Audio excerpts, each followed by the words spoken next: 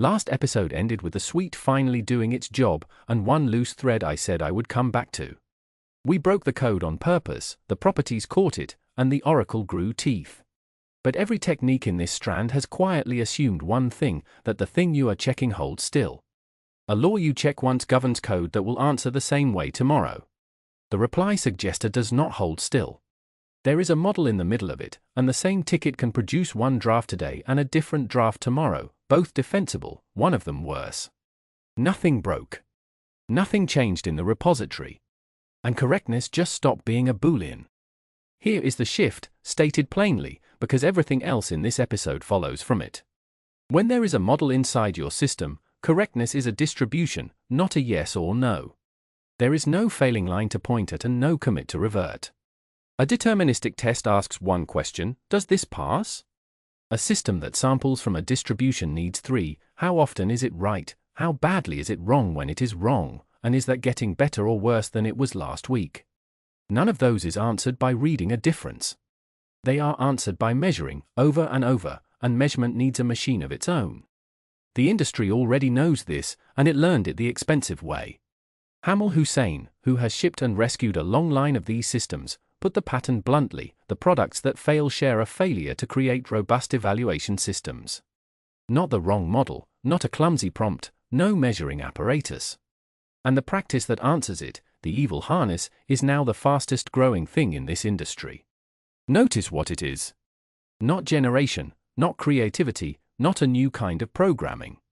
It is verification, industrialized, and it is the newest servant of the oldest problem this series keeps circling: the machine will do exactly what you asked, and you still have to find out what you asked. So, the technique, the minimal EVAL stack. For parts, and they go in this order for a reason. A golden set, real cases with known good outcomes. An assertion layer, cheap deterministic checks that run in milliseconds. A judge layer, a model grading what assertions cannot reach, and only ever with its agreement measured. An error analysis, the loop that turns the score back into work.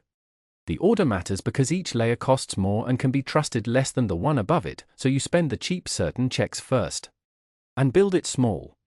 A 20-case EVAL that runs on every change beats a 500-case EVAL that runs when somebody remembers.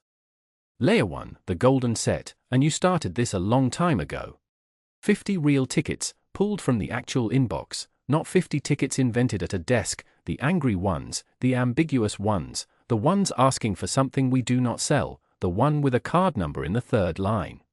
For each, what a good reply looks like. If that sounds familiar, it should. It is episode 2's example table, grown up. Those examples were never documentation. They were the first 3 rows of this file, and the specification we wrote at the start of this series has been turning into a test set ever since. Layer 2, the assertions, and you already own these too. Last episode's properties are exactly this layer: promoted, no output token may match a card number pattern, no reply may state a policy that is not in the knowledge base, no draft may leave the system without a human pressing send. Deterministic, cheap, absolute. Run them across all 50. 49 pass. 1 fails, and it is the redaction property: a customer had typed their card number across 2 lines, the pattern matched neither half, and for real digits wrote out into a draft. 1 row of a golden set just paid for the entire layer. Layer 3 is the uncomfortable one.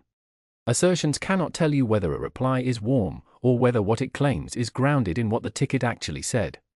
Those need judgment, so the working answer is a model that grades the model. And this series has already warned you about that: a machine checking a machine inherits the blind spot, so a judge can never be ground truth. The mistake is to conclude that you cannot use one. The real conclusion is narrower and far more useful: you can use a judge, but never unmeasured. A grader you have not checked is not a measurement, it is a second opinion from the same mind. So measure it, and this is the beat worth stealing whole. Take the 50 drafts and have 2 of your agents label every one by hand: acceptable, needs a light edit, unusable. Then run the judge across the same 50 and compare. Our first pass agreed with the humans on 36.72%, which is not a grader, it is a rumor with a decimal point. So read the disagreements, because they tell you what to write. The judge was punishing exactly the brevity the agents like best. Rewrite the rubric, run it again, 45 out of 50. 90%. Now its numbers mean something, and the rule that falls out is short: never quote a judge's score without quoting its agreement. Now run the whole stack and write down what comes out. 0 assertion failures, once the split line card number is fixed. Judge agreement at 90%. And the headline, 31 of the 50 drafts acceptable or needing only a light edit, 62%. 62 is not a good number, and that is not the point. The point is that it is a number, attached to a date, produced by an apparatus we can rerun in 90 seconds. Everything after this is a comparison. Hold on to it. This series is going to commit to keeping or killing the suggester on evidence, and when it does, the criteria will be bound to exactly this baseline.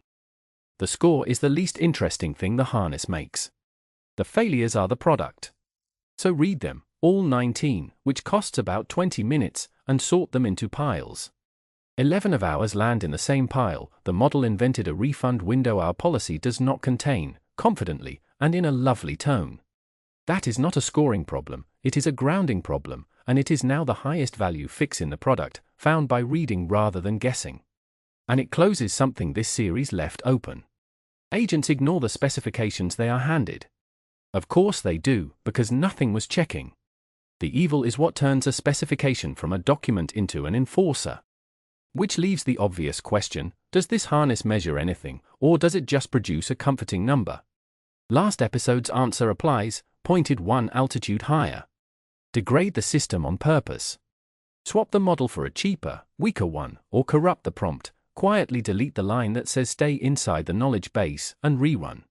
If your number does not move, your EVAL measures nothing and you have built a dashboard, not an instrument.